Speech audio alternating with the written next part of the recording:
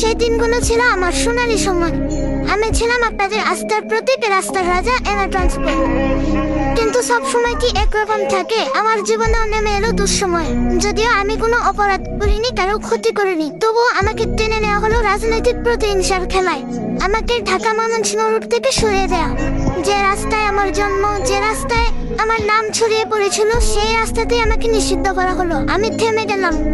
হাজারো যাত্রী হতবাক হয়ে গেল। কেউ চুপচাপ চোখ মুছলো, কেউ অভিমান করে বলল, আমাদের এনা কোথায়?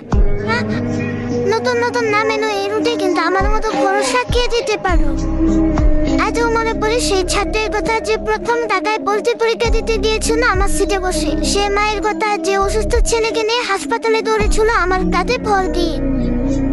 সেই বাবার কথা, যে কাঁদতে কাঁদতে বাড়ি ফিরেছিল প্রিয়জন হারিয়ে। আমার জানালার কাছে লেগে আছে সেই অশ্রু, আমার সিটে আজও ভেসে আসে সেই হাসি।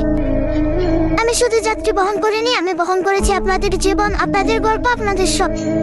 তাই তো আজও কেউ কেউ বলে এনার মতো শান্তি পাইনি অন্য কোথাও। কেউ আবার কষ্ট করে বলে এনার নাম শুনলেই বুক কেঁপে উঠে। এসে হয়েছে আমার সম্পদ। আজ আমি রাস্তায় নেই, কিন্তু আমি আছি